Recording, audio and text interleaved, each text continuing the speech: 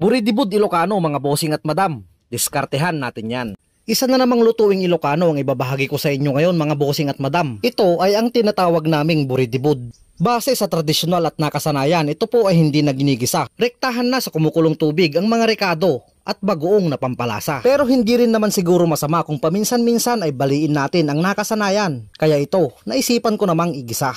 Masyadong marami ang mantika sa pinagpretuhan ko ng isda kaya binawasan ko muna. Una kong iginisa ang kamote, kasunod naman dyan ang bagoong isda. Pagkatapos ay nilagyan ko na ng katamtamang dami ng sabaw. At isasabay ko na rin ilagay ang aking mga piniritong bangus, MSG na pandagdag linamnam at umami. Kasunod niyan ay isasabay ko na rin ilagay ang mga bunga ng singkamas. Masarap din ditong isahog ang talong at sigarilyas. Lalo pa sana kung may buto ng kadyos o di naman kaya ay buto ng patani. Wala ka ng ibang masabi kung hindi first class at quality. Pagkatapos ng napakaraming seremonyas, sunod ko namang ilalagay ang sitaw na turo. O baka magtanong ka pa kung pwede bang ilagay ang sitaw na haba. Syempre naman, pwede po.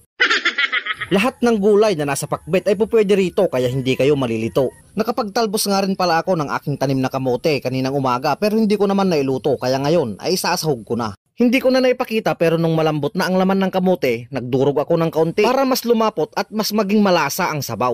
Luto na po ang isa sa mga lutuin na ipinagmamalaki naming mga Ilocano, ang buridibud. Salamat po sa panonood. God bless.